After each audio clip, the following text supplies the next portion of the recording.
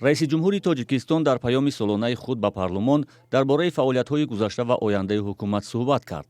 Дар ин паём, ки 2 соату 45 дақиқа идома кард, оқои Раҳмон аз бахшҳои ба монанди маориф, бонкдорӣ, тандурустӣ ва саноат интиқод кард. Эмомалӣ Раҳмон аз ҷумла дар ин паёми худ аз низоми маорифи кишвар ба шиддат интиқод кард ва гуфт, ки дар маҷмӯъ бахши маорифи кишвар ба дигаргуниҳо ниёз дорад. ҳамун барномаҳои замони кӯдак қадим аст. каниспектор ҳамун кӯҳна аст. маълим омӯзгор меорам, каниспекти кӯҳнаро варанг мезанад, гузашт рафт.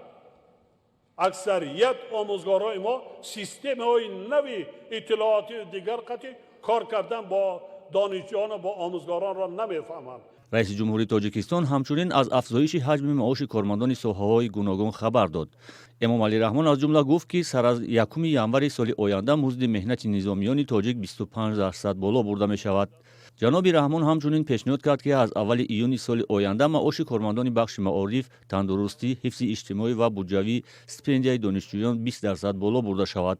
ҳамин тавр андозаи нафақаи ятими кул 25% ва музди ҳадди ақал 50% зиёд карда мешавад.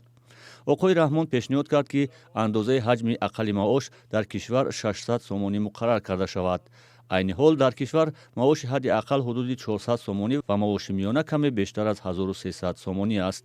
75 маротиба боло рафтани маоши мардум ёки даромади мардум ки дар ин паём зикр шуда буд, каме як рақаме ҳаст, ки каме баҳсбарангез аст ва он ба гумони ман таҳиякунандаҳои ин паём аз ҳамин беназардошти сатҳи таваррум ин рақамро оварданд, ки як намуди хеле баланд нишон додани рушди Тоҷикистон дар ин давраи истиқлолият мебошад.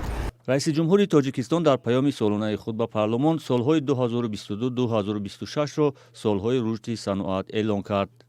ин паём аллакай нишон медиҳад, ки ҷомеаи мо, давлати мо аз он марҳилаи барқарорсозӣ гузашта ба марҳилаи рушди саноати технологӣ бояд ворид шавад. маъмулан президенти Тоҷикистон дар паёми худ аз муваффақиятҳо суҳбат мекунад, вале хеле кам дар бораи камбудии кори ҳукумат изҳори назар мекунад. ин суханронӣ бештар мардумро ба инсиҷом даъват мекард, яъне муттаҳид шудан даъват мекард ва барои ободии кишвар ва мисоли бисёр равшан ҳам дошт, ки дар 3 сол 25 000 қариб иншоотҳо сохта шуданд ва мо тавонистем, ки тамоми гӯшаҳои Тоҷикистонро обод кунем. мунтақидон мегӯянд, Эмомалӣ Раҳмон ҳеҷ гоҳ дар паёми худ дар бораи мушкили муҳоҷирони тоҷик ва нақд дар бозорҳо ва маҳдудияти озодии баён ва дину иқтисод ишорат намекунад.